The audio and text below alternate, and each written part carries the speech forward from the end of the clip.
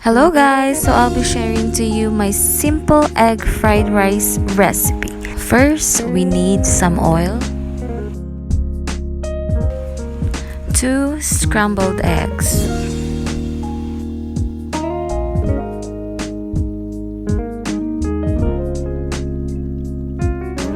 and then let's add some salt.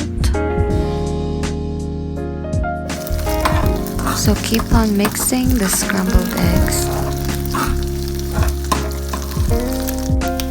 And now let's add some onions and garlic.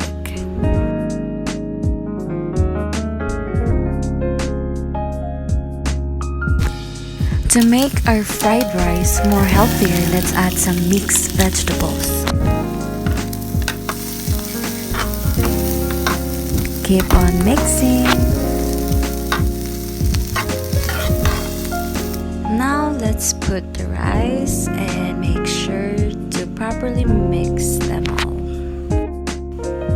Let's add some soy sauce and make sure to mix it evenly. Let's add some black pepper powder and garlic powder. Mix them well and you're done. So here is our simple egg fried rice. That's all for today. Thank you for watching.